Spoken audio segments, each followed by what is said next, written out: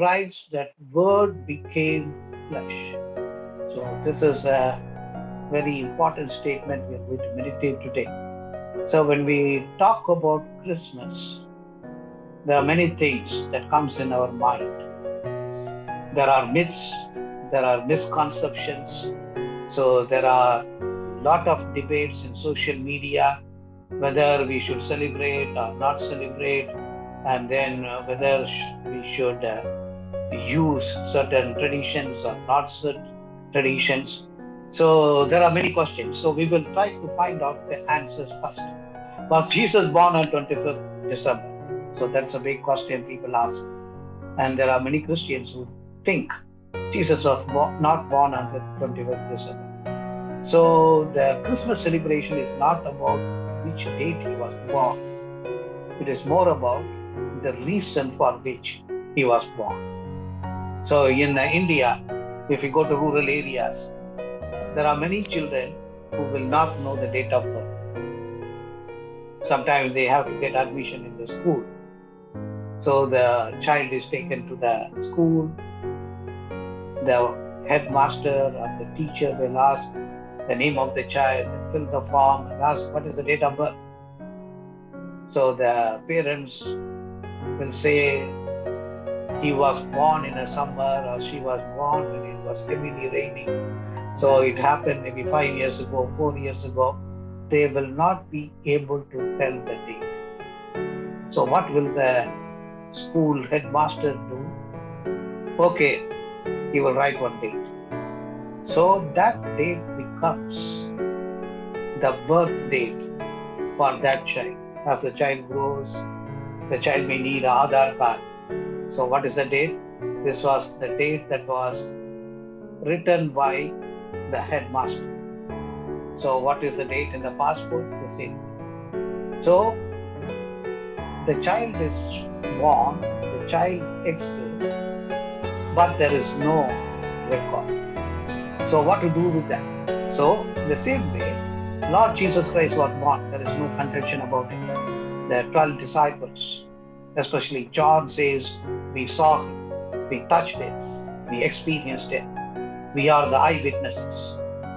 So is there not any record there? There should have been some record. At least the date of circumcision should have been entered in the temple in Jerusalem, because every Jewish male was circumcised on the 8th day. But 70 AD, the whole city was ransacked and the temple did not exist from that time onwards. So all the records were destroyed.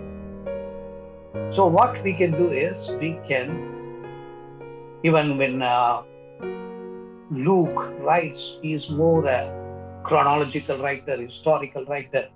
He gives context. He says he was the governor, he was the emperor, or he was the person who was ruling in this area. So he was the chief priest. All this information can point us to a time, but not the exact date. So the early church fathers, they came together and they decided 25th December can be celebrated as the birth of Lord Jesus Christ. So almost for the last 2000 years, the church celebrates the Christmas. So it is nothing wrong in celebrating this, because we are celebrating the truth. We are celebrating because the truth is a fact. It is not a myth. It is not a story. It is not a mystery even. So should we celebrate? That is a question people ask. So celebration, even in the Old Testament, the Lord commanded the Jewish people to come to the city of Jerusalem, where the temple was, at least 3 times in a year. So celebration is part of our social life. So as church, we have fixed some certain dates and we celebrate it. We celebrate Harvest Festival. So in many churches we celebrate Harvest Festival. Why do we celebrate that? So it is a Thanksgiving festival. So in the same way, we can create our own traditions. We can create our own days of celebration, and nobody can find fault with that, because anybody, according to his cheerfulness or willingness or passion, can celebrate a day for certain purpose. So the church celebrates the Christmas. So then there are questions about traditions. So I've listed some of the traditions. So why do we have Christmas carols? So Luke records when Lord Jesus Christ was born, it was announced by the angels. So the angels, angelic choir, sang in the cloud, and they heard a voice, "Fear not." So this is good news to all people. So when they heard it, they rejoiced and they went to the Bethlehem to see the newborn king. So that becomes a reason for celebration of Christmas choir. So as the angels sang, why can't we sing? So that is the whole idea. So we gather people, and song is a very good medium of communication.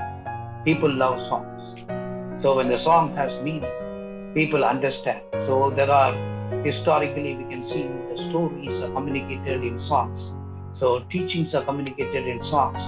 And in education, we use songs to communicate certain facts or truths. So here also we see that we can use songs not only to rejoice, but also to communicate. So the Christmas songs are very good songs. So some songs we worship the Lord, some song we sing to one another. Let us go and celebrate. So let us go to the house of the Lord. That means believers calling to the fellow believers. Let us go. So sometimes it is worship towards God. Sometimes it is towards non-Christians, inviting them to come and join us. So sometimes it is a mission mobilization song. So telling the needs, there are sheep without shepherd. Let us go and bring them in. So songs are always good, and having Christmas carols is nothing wrong. So what about the Christmas gifts? How this tradition come? The wise men from the east brought the gifts. So how did the gifts help Lord Jesus Christ or Mary and Joseph? Yes, it helped, because when Herod knew that the wise men did not inform him about the exact location where the king of Jews was born, what he tried to do is he wanted to kill all the children in Bethlehem. So Joseph and Mary had to run away from Bethlehem, and they went to Egypt. So Lord Jesus Christ, as an infant, was a refugee in Egypt. Yesterday we had a conversation from a believer from Egypt. He was saying Lord Jesus Christ stayed in Egypt for 6 years. Any country, if you stay there for 4 years, the country grants citizenship. So Lord Jesus Christ was also citizen of Egypt, because he stayed there for 6 years. Then they moved to Nazareth. So the gifts help Lord Jesus Christ, Mary and Joseph. And today also, the gifts are given to help the poor and needy.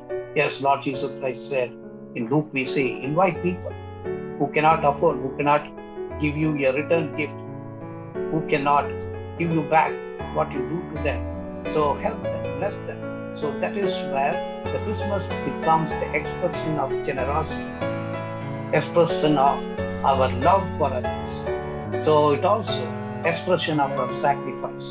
We can reduce our expenses and help somebody else. So then about the Santa Claus. So why they have the Santa Claus? So it is also about the Saint Nicholas, one of the bishops who went out and helped poor people during Christmas season. So that became a tradition. So that became a tradition in the Western world. So they tell the children Santa Claus can come in the night and give you gifts. So they used to tie some sacks or stockings, and in the night, parents themselves fill it with the gifts and give an impression that Santa Claus came and gave them the gift. So it was more about cheering up the children. So we may not celebrate that, but the world around us thinks Christmas is connected to Santa Claus.